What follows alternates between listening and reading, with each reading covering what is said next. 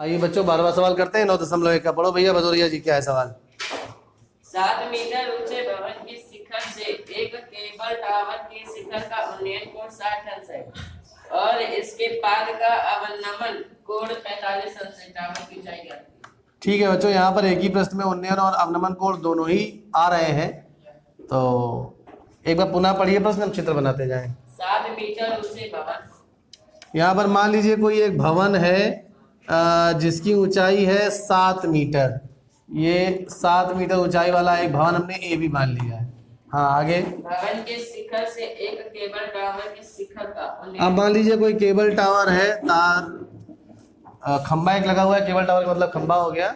हाँ, इस cable tower के शिखर का, उन्नयन। तो अब 7 मीटर ऊंचे भवन के शिखर से, तो अब शिखर ए पे है और देखिए अब हमें उन्नयन कोण बनाना है, तो पहली तो दृष्टि रेखा बनाएंगे। ये मान लीजिए केबल टावर है सी डी, इसका शिखर सी है, तो ए से सी तक को जो लाइन जोड़ेगी वो दृष्टि रेखा कहलाएगी। ये तो हो गई दृष्टि रेखा, लाइन ऑफ साइट। उन्नयन कोण किसके किसके बीच बनता है? लाइन ऑफ साइट और हॉरिजॉन्टल लाइन के बीच, दृष्टि रेखा और क्षैतिज रेखा के बीच। तो यहाँ पर क्षैतिज रेखा हमें नहीं दी गई है, तो हमें क्षैतिज रेखा अपने मन से एक बनानी होगी, क्योंकि उन्नयन कोण उसने कह दिया प्रश्न ने, तो इसका मतलब ये है कि दृष्टि रेखा और क्षैतिज रेखा के बीच बना कोण उन्नयन कोण कहलाता है। तो क्षैतिज रेखा हमने अपने मन से बना ली। ये मान लीजिए ए ही क्षैतिज रेखा हो गई, और ये उन्नयन कोण कितना दिया गया था? ये दिया गया था 60 अंश। हाँ, फिर आगे क्या हुआ? और इसके पाद का अवनमन कोण 45 अंश। अब इस केबल टावर का पाद अर्थात आधार दिया गया है डी, इसका अवनमन कोण हमेशा ऊपर से नीचे की ओर देखने बनता है। बैठ जाइए, तो बिंदु ए से हम डी की तरफ देखेंगे, नीचे की तरफ, तो एडी देखिए दृष्टि रेखा हो गई है। ये एडी दृष्टि रेखा है, और क्षैतिज रेखा बिंदु ए से कौन सी होगी? वही ए ही, दोनों के लिए तो समान ही है, क्योंकि बिंदु ए से हॉरिजॉन्टल लाइन ए ही जा रही है। तो अवनमन कोण ऊपर से नीचे की तरफ देखने में बनता है, तो ये अवनमन कोण कितना दिया गया है? 30 अंश। समझ में आ रहा है? अच्छा सॉरी, 45 अंश दिया गया है, तो 45 लिख लेते हैं। चलिए, तो चित्र 45 के हिसाब से ए ई और डी बराबर बनने चाहिए थे, तो मगर चलिए कोई बात नहीं, चित्र बन गया तो बन गया। ये 45 अंश दिया गया है। आगे क्या हुआ, पढ़िए जरा। टावर की ऊंचाई ज्ञात करें। अच्छा, टावर की ऊंचाई अर्थात हमें सी डी ज्ञात करनी है। बैठ जाइए, तो बच्चों देखिए सी डी कैसे आएगी, या तो अगर हम सीधे सीधे टावर की ऊंचाई सी डी एच मान लें, ये भी एक तरीका अच्छा है। या एक तरीका ये है कि ए बी अगर 7 है तो ई डी भी कितनी होगी?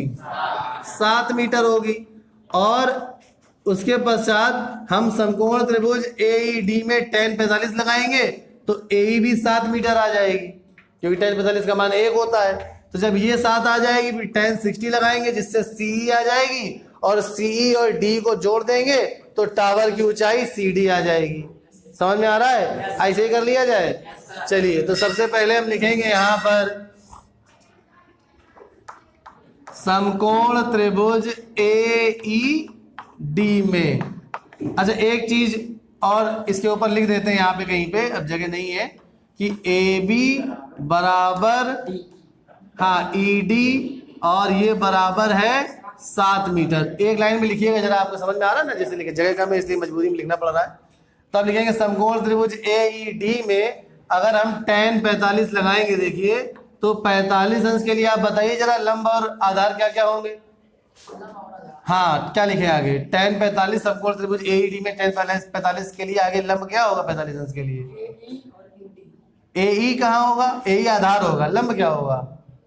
दिए हुए कोण के सामने की भुजा लंब होती है, तो 45 अंश के सामने की भुजा कौन सी है? E D. ध्यान से देखिए, ई डी घर से पढ़ के आइए। ई डी हो गया लंब। आधार कौन सी होती है? 90 अंश के सामने की कर्ण जो बची हुई है आधार, तो आधार कौन सी होगी? ए ई। समझ में आ गया अच्छी तरह से? बैठिए, tan 45 का मान होता है 1, तो 1 बराबर ये 7 है बटे ए ई। फिर ये गुणा कर देंगे तो हमारे पास ए ई बराबर कितना आ जाएगा? 7 मीटर। समीकरण नंबर 1 बना के हमने छोड़ दिया। अब लिखेंगे समकोण त्रिभुज ए ई सी में। ए ई सी बच्चों दिख रहा है सभी को?